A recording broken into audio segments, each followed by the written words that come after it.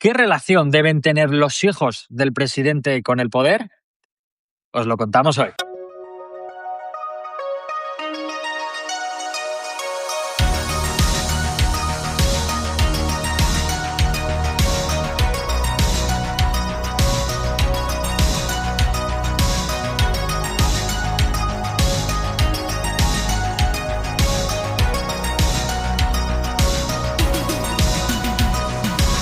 Buenas a todos y bienvenidos a un nuevo episodio del podcast de The Political Room. Yo soy Daniel Gil y como siempre cuento con la ayuda de mi compañero Iván López. Iván, ¿qué tal? ¿Cómo vas hoy? ¿Qué tal, Dani? Pues muy bien, como siempre, y con ganas de tener una nueva charla contigo sobre un tema además bueno, ya habíamos hablado de esto pues varios días, ¿no? De que estaría bien ya de una vez por todas tratar un poco el tema de la familia Trump, pero de sus hijos, ¿verdad? Porque sí que tocamos la familia, tocamos al propio presidente, hemos tocado al yerno, hay que ir ahora a hablar sobre sus hijos. Sí, poco a poco vamos completando ese árbol familiar y al final lo hacemos porque es una cuestión que ha generado polémica, especialmente en Estados Unidos, pero también fuera, ¿no? Esa relación de los hijos de Donald Trump, en concreto de Eric y Donald Trump Jr., y su relación con los negocios, la imagen de su padre y la utilización, en definitiva, de la presidencia para su lucro personal, que es algo desde donde los sectores más contrarios a Trump suelen atacar a Trump por ese enriquecimiento que, según esas visiones opositoras, hacen la familia Trump de la presidencia, ¿no? Y para eso es para lo que le dedicamos este podcast, para ver si eso es así, qué hechos se han producido, realmente es legal, no es legal, qué está ocurriendo y cómo se mueven esa fina línea entre los negocios familiares de Trump y la presidencia. Pero, claro, si queremos hacer una panorámica, queremos hablar de este asunto, lo principal es ver cómo ha cambiado la presidencia de los negocios. Así que tenemos que empezar desde el principio, Iván. ¿A qué se dedicaba esta gente? ¿Qué hacía la familia Trump y sus hijos antes de que su padre fuera presidente?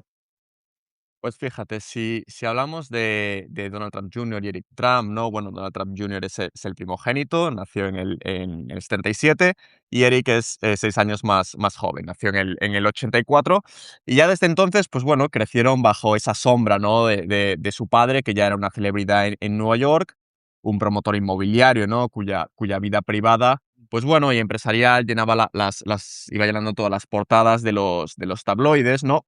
Aunque bien es cierto que esa imagen de lujo y de los rascacielos, pues bueno, solo cuenta una parte de la historia, ya que, bueno, la infancia tanto de Donald Trump Jr. como de Eric Trump estuvo marcada no tanto por estar con su padre, sino que pasaban muchos de los veranos en la antigua Checoslovaquia junto a sus abuelos maternos, en un ambiente rural y austero que era muy distinto a lo que estaban acostumbrados de ese universo de oro y mármol asociado al apellido Trump. Aquellos veranos, de acuerdo, ya por palabras de los propios hermanos, son decisivos. Esos veranos son decisivos para ellos. Dicen que, bueno, que sus abuelos les enseñan a pescar, a disparar, a moverse Del por lujo el de bosque. Times Square a Checoslovaquia te A tiene que marcar, Checoslovaquia, porque el ahí, contraste, ojo. eso te iba a decir, te tiene que marcar y los ha marcado, evidentemente, ¿no? Y bueno, otra de las grandes experiencias formativas que muchos también os recordaréis y recordarás tú, Dani, pues bueno, fue esa separación, ¿no? Entre Donald Trump e Ivana Trump, que fue evidentemente un espectáculo público.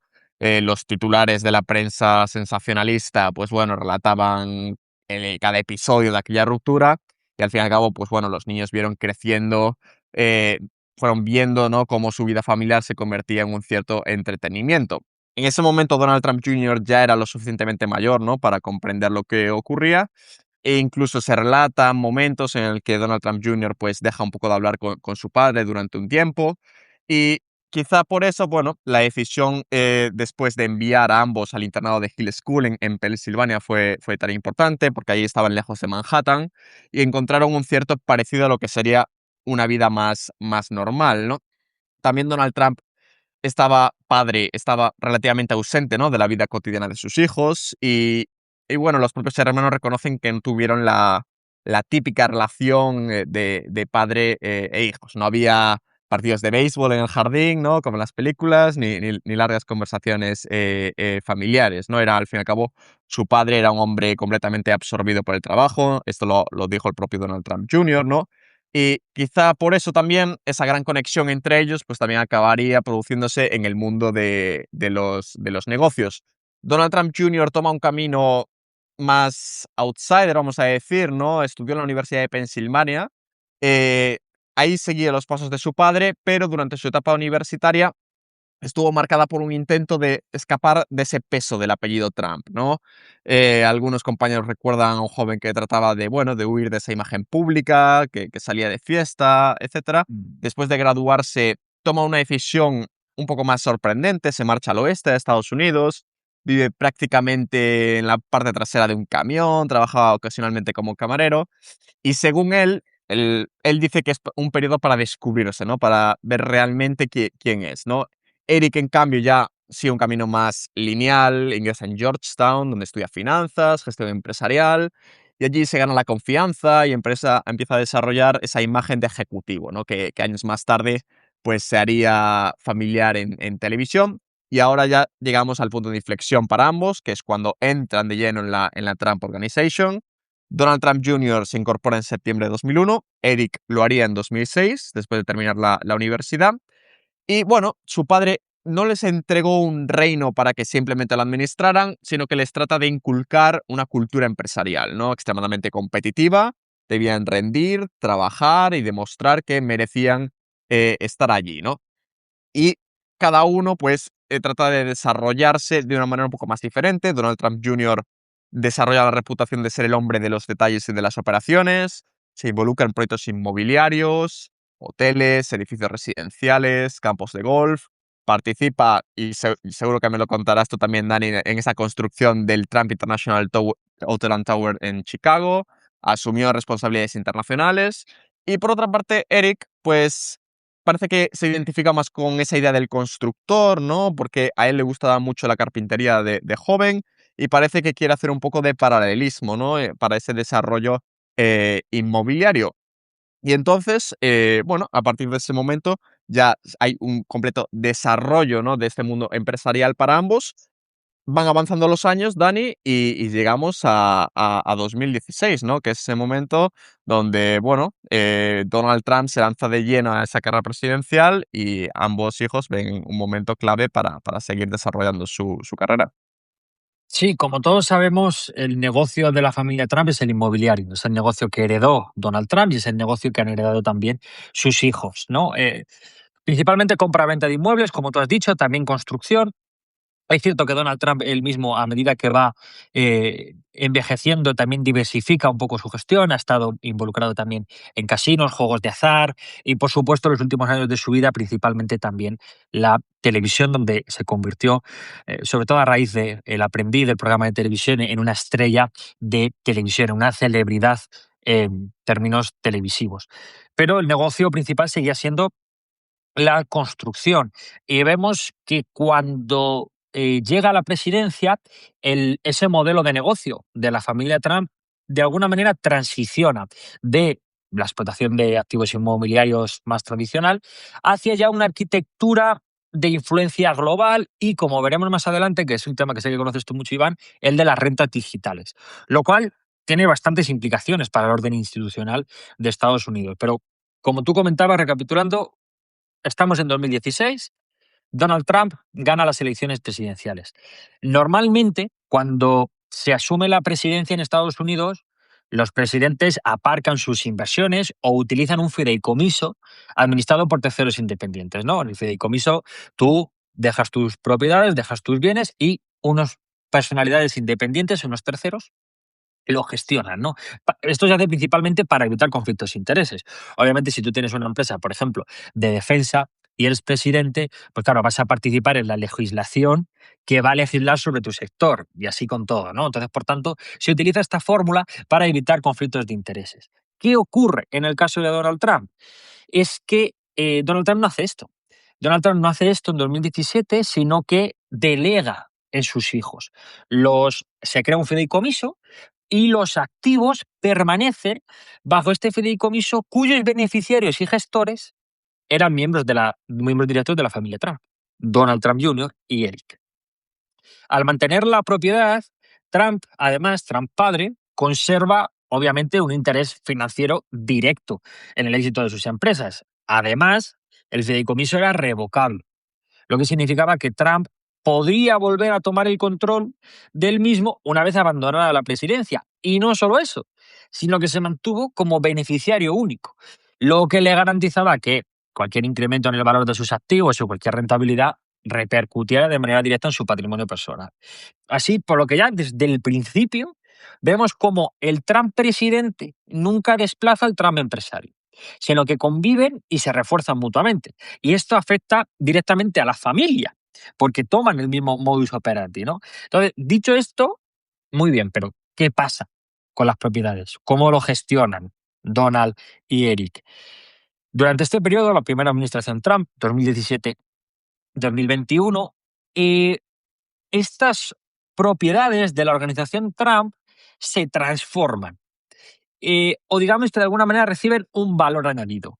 Dejan de operar únicamente como activos inmobiliarios de lujo, en la mayoría de casos, para convertirse en una herramienta política. ¿A qué me refiero con esto? Por ejemplo, el Trump International Hotel de Washington, que es un hotel que está muy cerca de la Casa Blanca, todos los que hayáis visitado Washington seguramente lo conoceréis. Ya antes de la investidura, antes de que Donald Trump llegara a la Casa Blanca, el hotel solía recibir a diplomáticos extranjeros, mandatarios internacionales, y con Trump en la Casa Blanca esto no cambia. Gobiernos extranjeros se gastan allí cantidades bastante significativas de dinero. De hecho, hay una investigación de Reuters que cita en 3,7 millones de dólares en pagos que recibe el hotel de gobiernos extranjeros. Pero es muy importante un detalle, y es que, aunque esta situación con el hotel se establece, la situación financiera del hotel ya era complicada antes y continúa siendo complicada, da pérdidas. De hecho, cuando Trump está en la Casa Blanca, da pérdidas de unos 70 millones. Y digo que esto es importante porque incluso, aunque el balance general de los negocios de Trump no es el mejor, las empresas que dan pérdidas, el activo seguía siendo útil como canal de acceso y señalización política. No todo es dinero y una connotación política. Y esa es la línea en la que operan los Trump a partir de ahora. Mar-a-Lago es otro ejemplo. Mar-a-Lago funciona de otra manera, pero con una lógica parecida. Pasa de ser un club privado de lujo a actuar como la Casa Blanca de invierno, que se convierte en sede de reuniones políticas, visitas de líderes extranjeros. Esto no es extraño y muchos presidentes han utilizado su residencia personal secundaria para funciones parecidas. Pero, tras la elección de Trump, la cuota de acceso al club subió a $200.000. Claro, la cuestión institucional aquí no es que Donald Trump, como persona individual, descansara en su propiedad, que esto es lo que sí hacían otros presidentes, sino que también que lo hiciera en un club comercial donde el pago de una membresía daba acceso a un entorno de proximidad al presidente y a su círculo cercano. Esta es la cuestión. Ivanka Trump es otro ejemplo de esta dinámica, aunque Ivanka, sobre todo en los últimos años, en tanto que no participa en la segunda administración Trump, mantiene un perfil más bajo, también es, forma parte de estas dinámicas, ¿no? Como Ivanka ejemplifica cómo las funciones públicas y privadas coexisten y en ocasiones se refuerzan. Ivanka asume el cargo de asesora del presidente durante la primera administración Trump, en marzo de 2017. Y solo un día antes de que se incorporara a su cargo de manera oficial, su empresa interpuso 14 solicitudes de registro de marcas comerciales ante China. China procesó y aprobó provisionalmente estos registros muy rápidamente. Algo que, como sabes, Iván, ya hemos hablado aquí en alguna ocasión, es muy extraño teniendo en cuenta los tiempos habituales de la burocracia china. Además, se crece la sospecha porque la aprobación de estas patentes coincide con una cita clave. Es que el 6 de abril de 2017, mientras Ivanka Trump estaba en Mar-a-Lago, sentada en la misma mesa que Xi Jinping, es cuando el gobierno chino emitió esas resoluciones provisionales, ¿no? Si alguien se lo pregunta, eran marcas de moda, spas, cosméticas, pero bueno, productos de todo tipo, incluso máquinas de votación también, ¿no? Entonces, claro, Poco después, además, en julio de 2018, Ivanka, como sí tenía un cargo oficial en la administración, anuncia que disuelve formalmente su marca de ropa y accesorios para centrarse en sus responsabilidades políticas como asesora del presidente. Pero es que incluso después de esto, después de la disolución de la marca, sus patentes se siguen expandiendo. Y en China, en ese mismo año, se le concede la mayor aprobación jamás realizada en un mes de registros y se le otorga 16 nuevas marcas de productos comerciales. Claro, aquí la cuestión es, ¿hubiera China aprobado todo esto tan rápido si Trump no fuera presidente? Esa es la sombra de la sospecha que se cierne sobre todos estos negocios y que es muy difícil de demostrar, ¿no? Pero volviendo a Donald Trump Jr. y Eric Trump. Trump prometió que su fideicomiso no haría nuevos acuerdos internacionales mientras él fuera presidente. Pero eso no significaba cerrar los acuerdos ya firmados. Entonces, Donald Jr. y Eric siguieron promocionando y supervisando negocios internacionales que se habían empezado a negociar antes de que Donald Trump fuera presidente. Ejemplos hay muchos. Dubái, India, Indonesia, Uruguay, República Dominicana, Escocia. Distintos activos o licencias vinculadas a la marca Trump se continúa vendiendo, se continúa comerciando, ¿no? La lógica económica aquí, que es importante entenderla, durante toda esta etapa, durante la primera administración Trump, es una lógica de licencia y gestión de marca. La organización Trump muchas veces cedía el uso de su nombre y cobraba comisiones de gestión o dividía los intereses vinculados a la marca. Imaginemos que Iván quiere poner un hotel Trump en Vigo, él se pone de acuerdo para que Trump le ceda el nombre y Iván pone el hotel. A partir de ahí pueden repartirse beneficios o Iván puede pagar unas royalties. Pero este es el modo de negocio habitual de la marca Trump, incluso antes de que fuera a la presidencia. Esto también, desde el punto de vista del presidente y de la familia, reduce el riesgo financiero para ellos mismos, ya que no tienen que invertir tanto, y maximiza el valor del apellido.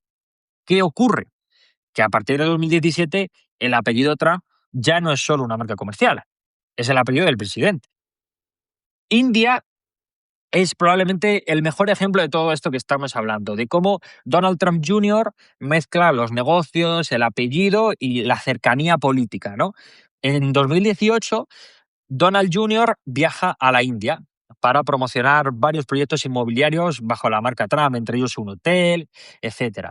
El viaje generó mucha polémica entre los medios estadounidenses porque algunos anuncios del viaje ofrecían a aquellos que compraron un número determinado de apartamentos Trump la posibilidad de tener una conversación y cena con Donald Trump Jr. si llegaban a un mínimo. Es decir, el producto no era solo el inmueble, se comercializaba también la proximidad al hijo del presidente de Estados Unidos. Como generó polémica, finalmente esto no lo hicieron, pero ahí se ve el modelo de operar, ¿no? A nivel nacional, la estrategia de Donald Trump Jr. y Eric Trump busca aprovechar comercialmente de alguna manera esa base de apoyo político y la popularidad de su padre, sobre todo en los distritos más conservadores del país. Lo que, dicho de otra manera, es básicamente convertir a los votantes de Trump en clientes. Para ello, la organización Trump anuncia en 2017 que va a crear dos nuevas cadenas hoteleras, Sion y American Idea.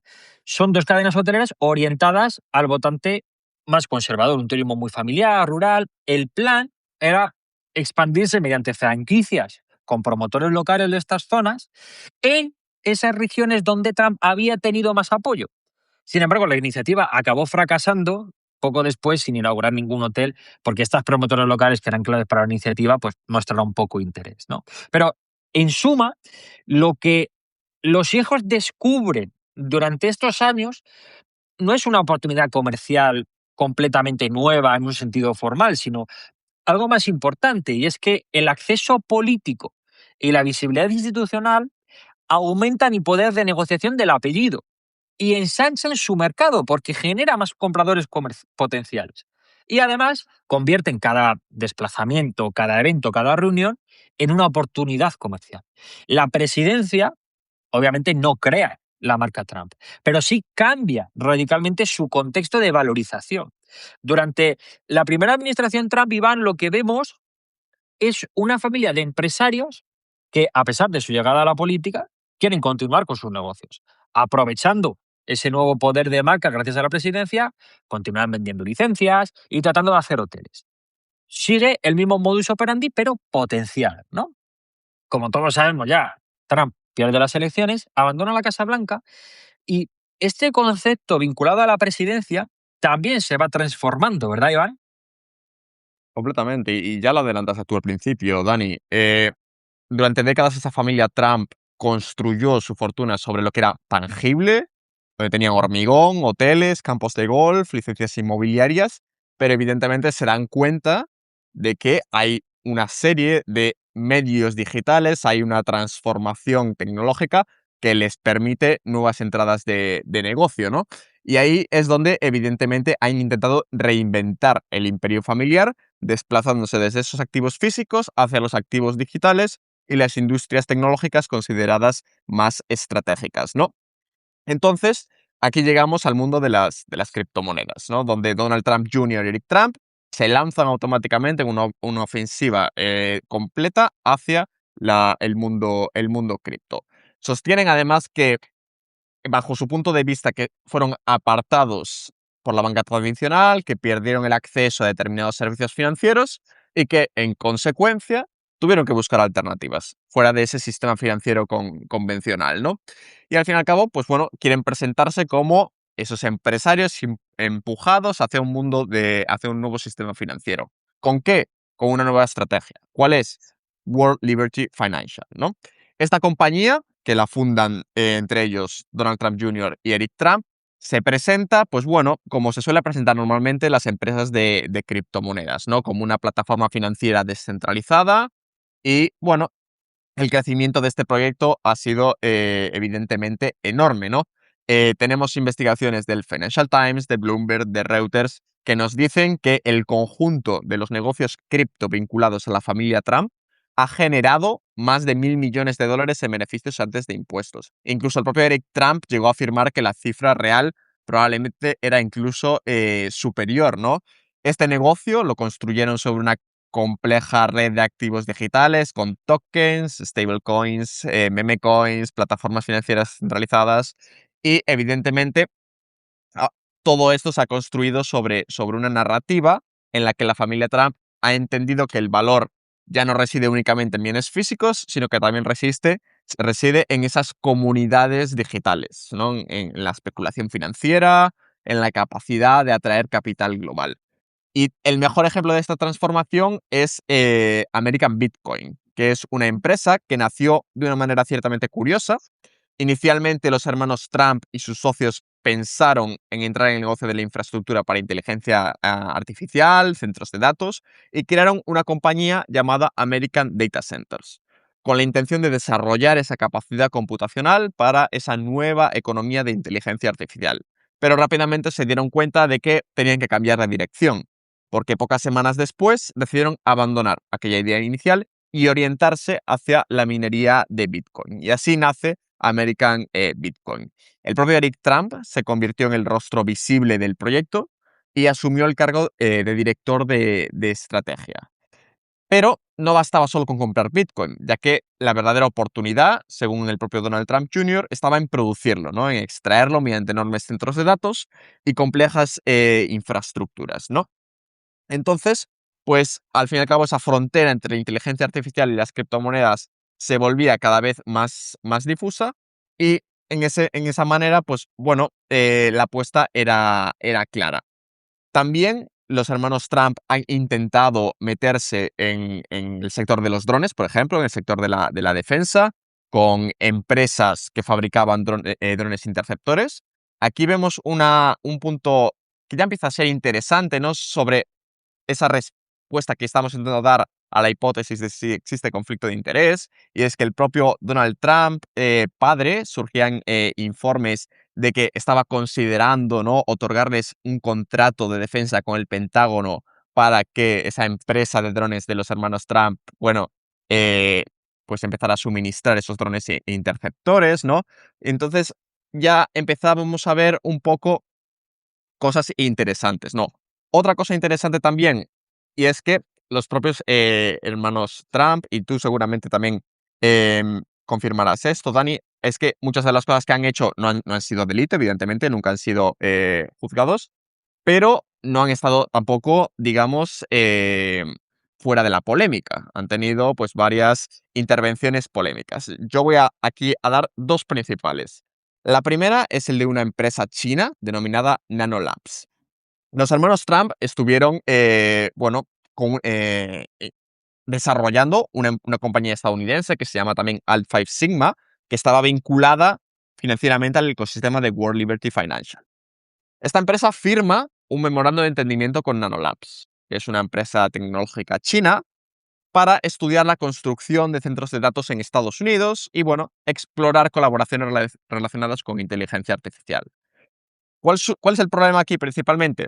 Como bien tú sabes, Dani, las empresas chinas, y tenemos varios casos, con investigaciones e informes que las vinculan al Partido Comunista Chino. Bueno, este es un caso extra en esta hipótesis. ¿Por qué? Bueno, esta empresa Nanolabs tiene su sede en Hangzhou y ya había llamado la atención del Comité de la Cámara de Representantes de Estados Unidos por sus vínculos con el Partido Comunista Chino, ¿no? Algunos congresistas republicanos incluso ya llegaron a advertir de que esta relación entre Estados Unidos a través de los hijos de Trump y la empresa china Nanolabs podía crear un canal directo entre los intereses militares chinos y los mercados occidentales. La carta enviada a las autoridades estadounidenses incluía a Nanolabs en una lista de empresas que estaban consideradas de alto riesgo, supuestamente beneficiadas por capital de inversores estadounidenses, ¿no? Mientras, según esos legisladores, también contribuían a los objetivos estratégicos del Partido Comunista Chino y a la modernización militar de China.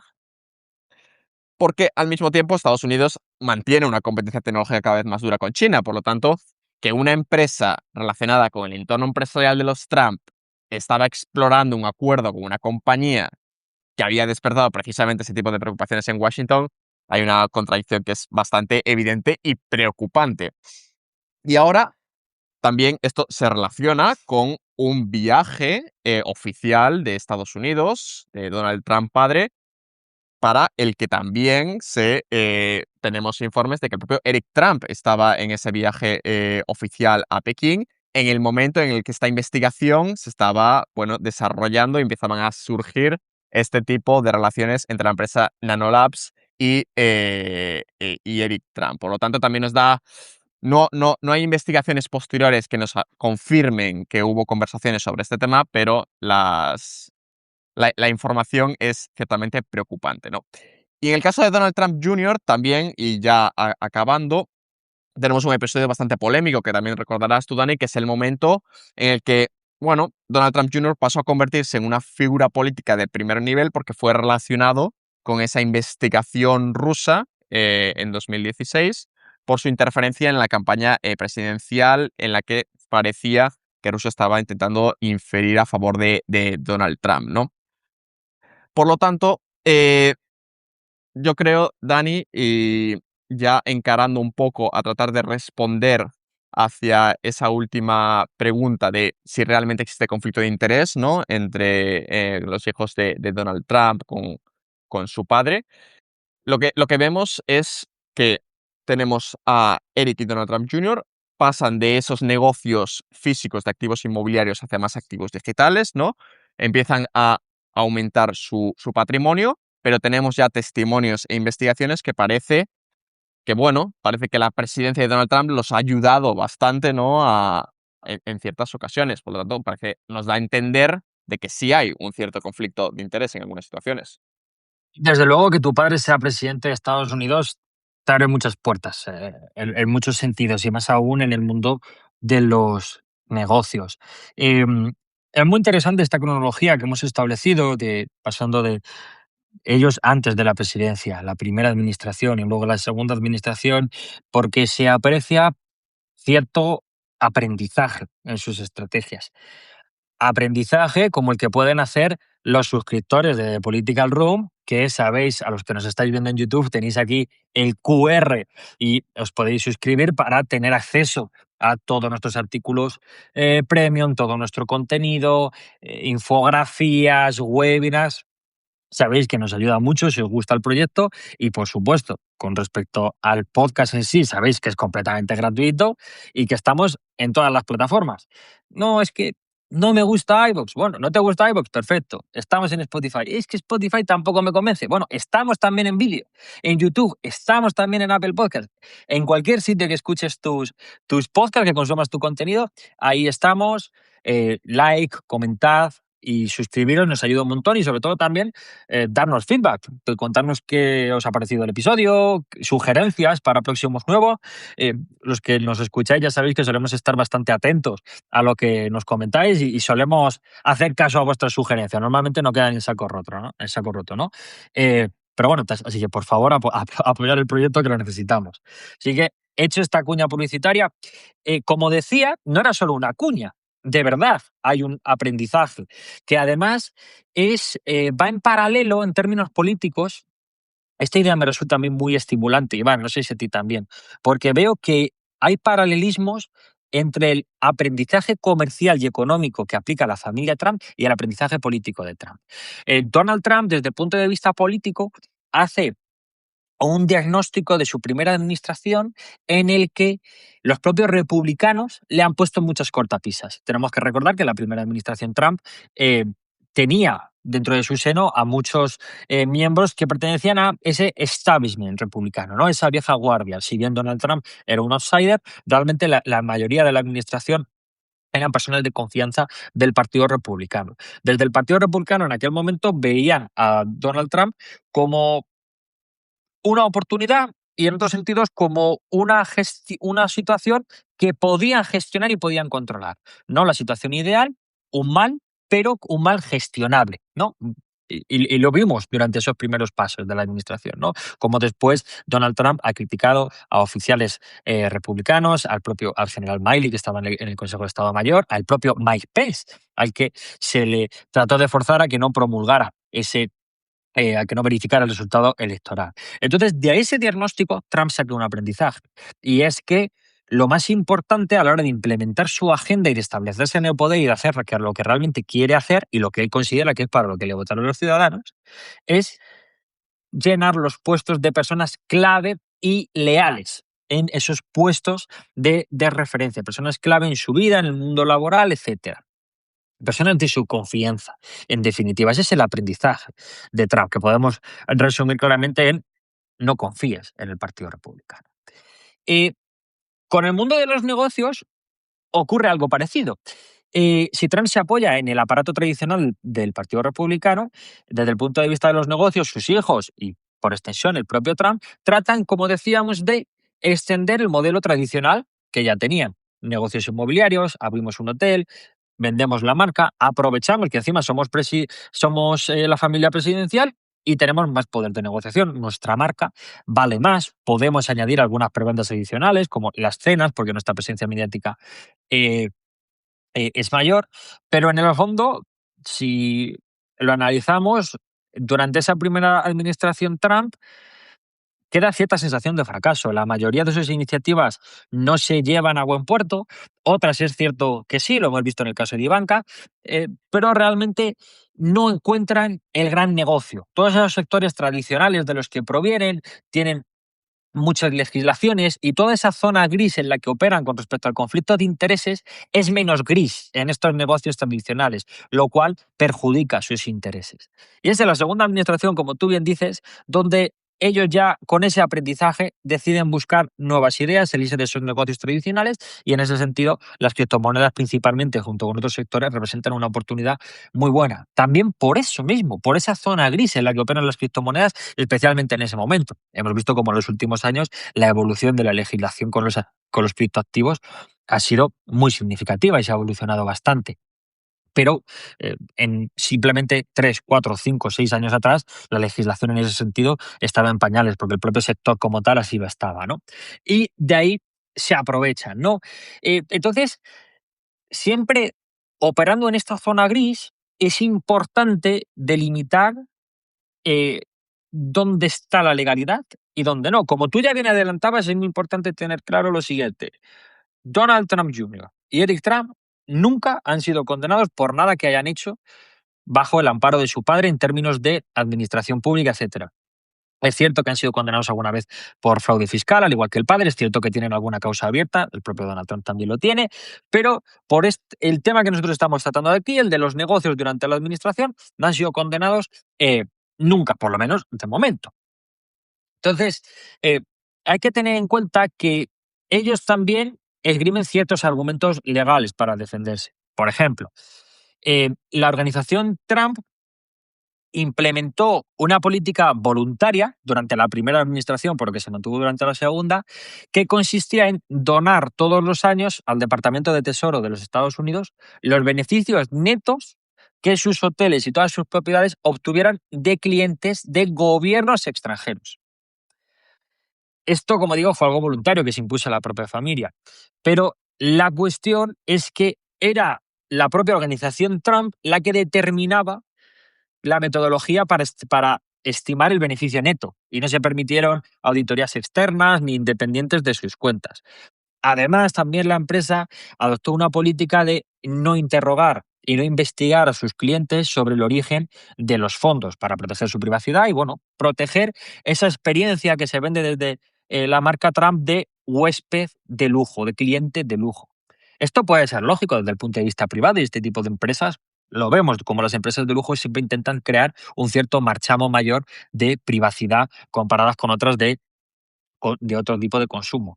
Pero claro, esto significa que solo se contabilizaban los ingresos que eran de origen gubernamental evidente, dejando fuera a amplios flujos de capital indirecto, que era la madre del cordero en este caso, que era de donde de verdad podría estar el conflicto de intereses. Además, eh, la constante utilización de los establecimientos de la familia Trump por parte de delegaciones gubernamentales, diplomáticos extranjeros, etcétera, reaviva el debate sobre una legislación que muchos de vosotros que seguís la política, que nos estáis escuchando y seguís la política estadounidense, os sonará, la habéis oído alguna vez, que es las cláusulas de emolumentos de la Constitución de los Estados Unidos. Estas cláusulas de emolumentos extranjeros básicamente lo que dicen es que prohíben de manera inequívoca a cualquier persona que ocupe un cargo de confianza bajo una autoridad federal aceptar regalos, honorarios o beneficios financieros de cualquier tipo de estados soberanos, gobiernos extranjeros, sin autorización del Congreso. Claro, ¿qué ocurre? Que ni Donald Trump Jr. ni Eric Trump son funcionarios. Eh, esto Aquí no hay cuestión de grises desde el punto de vista legal. O eres funcionario o no eres funcionario. O tienes un contrato con el Estado, con el gobierno federal y recibes una compensación por tu trabajo para ellos o no. Donald Trump Jr. y Eric Trump no pertenecen a la administración estadounidense. Por tanto, escapan de estos controles a los funcionarios, ¿no? Eh, entonces, por tanto, desde el punto de vista legal, la actuación de Donald Trump Jr. y Eric Trump durante la presidencia de su padre se sitúan en esa zona gris de la que hablamos, entre la legalidad formal y el conflicto institucional. La ley estadounidense, por ejemplo, no prohíbe por sí misma que los hijos de un presidente dirijan una empresa privada familiar, ni que exploten comercialmente la marca Trump. Sin embargo, esa legalidad formal descansa sobre una estructura bastante débil, y es que Donald Trump conserva la propiedad económica de sus activos, sus hijos son los que gestionan la empresa y sus negocios familiares pueden recibir pagos de gobiernos, donantes, actores regulados o personas interesadas en acceder al entorno presidencial. Y es que esta es la clave, que por primera vez el acceso al presidente se compra y se vende. Eh, Como decimos, más allá de algunas cuestiones de fraude fiscal, hasta la fecha ni Donald Trump Jr. ni Eric Trump han sido condenados y procesados penalmente por ninguna de estas acciones. Entonces, pero la conclusión jurídica no es que todo sea ilegal, como estamos viendo, de hecho todo lo contrario, pero que la familia Trump explota esa laguna institucional, ¿no? Muchas conductas potencialmente lucrativas, como usar la marca del presidente o mantener negocios privados, son difíciles de perseguir penalmente sin prueba de soborno, fraude o fraude político específico, ¿no? Aquí hay una cuestión y es que muchas de estas cuestiones, si por ejemplo, continuando con el ejemplo de antes, si Iván quiere abrir un hotel Trump y se pone de acuerdo con Donald Jr., eso es perfectamente legal, no supone ningún problema. La cuestión y donde cabría investigar una ilegalidad es si esos negocios le generan, en este caso a Iván, una contraprestación política. Se aceleran, por ejemplo, permisos de construcción para él, por ejemplo, se apoya a un congresista amigo de Iván, favorable a sus intereses, por ejemplo. Esas cuestiones ya son mucho más difíciles de justificar, porque se tiene que establecer una relación directa en términos legales. Lo hablábamos al principio con todos esos negocios que Donald Trump ya venía negociando desde antes de que llegara a la presidencia y que se completaron una vez llegó a la presidencia. ¿Se aceleraron esas negociaciones porque Trump llegó a la presidencia? ¿Se reformularon los contratos porque la marca Trump valía más? ¿Eso supone un conflicto de intereses? Es una línea muy fina que es muy difícil de demostrar judicialmente, ¿no? Por tanto, esa ausencia de condena penal no elimina el riesgo institucional. Más bien, lo que muestra toda esta situación es los límites del sistema estadounidense para controlar los conflictos de interés presidenciales cuando el presidente y sus hijos mantienen sus activos. Y esta es una cuestión clave, porque al final toda esta historia no es una historia de crimen, o por lo menos no en el sentido estricto de la palabra, si somos honestos, sino de fragilidad institucional, de cómo se puede retorcer la ley, llevarla al límite, buscar las lagunas legales para hacer cosas que si bien desde el marco moral o ético nos pueden sorprender, pero que son completamente legales. Y a pesar de no tener ninguna consecuencia legal, tienen consecuencias significativas desde el punto de vista de las instituciones, debilitándolas, porque crea el mensaje y la sensación de que hay personas que tienen suficiente poder como para vulnerar la ley y que esa vulneración de alguna manera sea legal gracias a estos recovecos jurídicos, Iván. Sí, yo me quedo con dos cosas, Daniel. La primera es que ya estoy llamando a Donald Trump Jr. para abrir un hotel en mi zona, que es Buen lo negocio. más importante. Me has convencido. Pero no, realmente la conclusión yo creo que es en la misma línea de lo que tú ya has comentado. Al fin y al cabo, nosotros podemos hacer una pregunta y es, cuando un empresario se sienta en una mesa de negociación con los hijos del presidente de Estados Unidos, ¿con quién está hablando? ¿Con ejecutivos privados? ¿O está hablando con la familia presidencial de alguna manera, no? Porque y no tiene tampoco una respuesta sencilla. El poder político genera influencia y la influencia genera valor económico, ¿no? Y eso es algo que la propia familia de Donald Trump lo ha sabido explotar, como tú comentaste. De hecho, el propio Donald Trump Jr., cuando fue la campaña presidencial, había dicho que toda la notoriedad internacional del nombre Trump se había vuelto tan poderosa que incluso aunque su padre perdiera las elecciones, la familia probablemente pues, habría salido beneficiada, ¿no? Y es algo que merece la pena resaltar.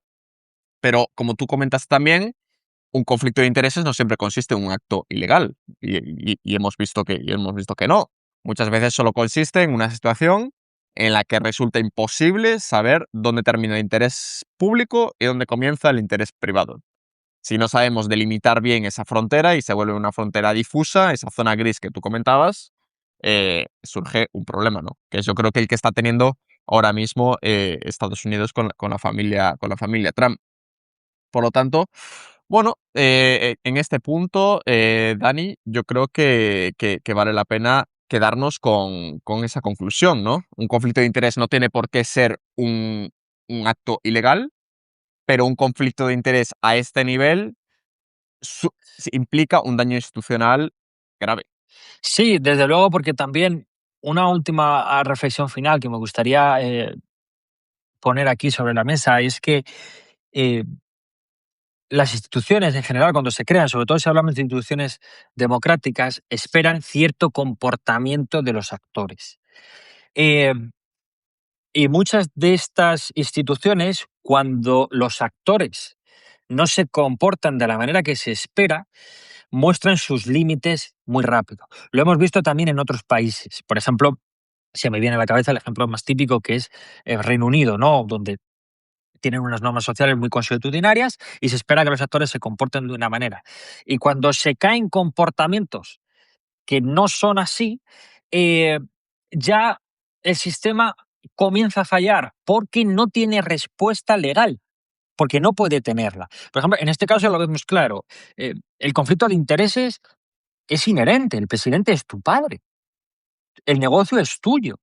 Sin embargo, desde el punto de vista legal, tampoco se puede pretender que exijamos que una persona, por ser hijo del presidente, poco menos que renuncie a toda su actividad pública y privada y se vaya a vivir a una cueva para no interaccionar con nadie.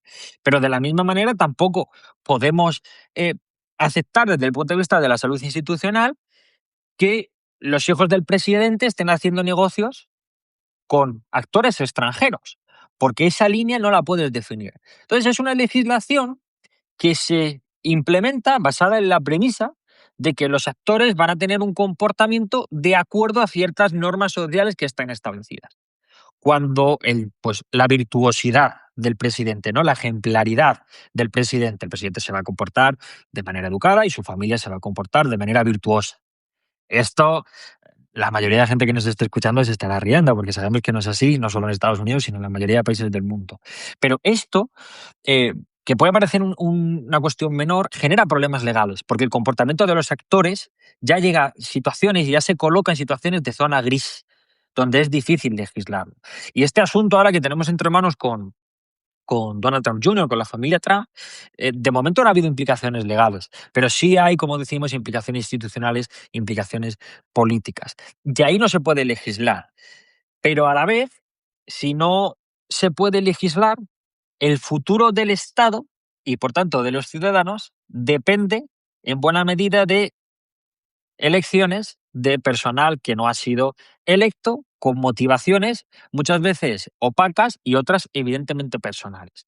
Y esta complejidad es lo que resume toda la situación de los Trump Jr. Y esto es con lo que quería terminar, sobre todo transmitir esa complejidad, porque además, como decíamos al principio, es un debate político. Las personas que están en contra de Trump, sí, todos son corruptos, los hijos te roban, el presidente es un asqueroso.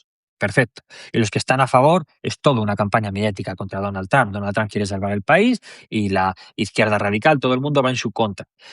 La cuestión es que son dos facciones que utilizan este posicionamiento de blanco y negro porque es el posicionamiento más sencillo, porque la realidad es muchísimo más compleja y tratar de descubrirla y de analizarla como hemos tratado de hacer nosotros aquí es un ejercicio que genera trabajo y sobre todo, Iván, y ya termino con esto, desde el punto de vista político genera mucho trabajo y muy poco beneficio realmente. Nos vamos a quedar con esa idea, Dani. Yo creo que hemos hecho un buen análisis desde las etapas tempranas de los hijos de Trump hasta lo que están haciendo ahora. Y bueno, os agradecemos a todos por estar ahí como siempre. Os recordamos de nuevo que os suscribáis a The Political Room para que podáis tener acceso a todo nuestro contenido exclusivo, no solo nuestro podcast, El QR. evidentemente, sino que también tenéis artículos exclusivos, tanto de Dani como mío, como de todos nuestros colaboradores, infografías que también son muy relevantes. Y nos despedimos, Dani. Nos vemos en el próximo episodio, como siempre. Y muchas gracias a todos. Nos vemos en el próximo. Hasta luego.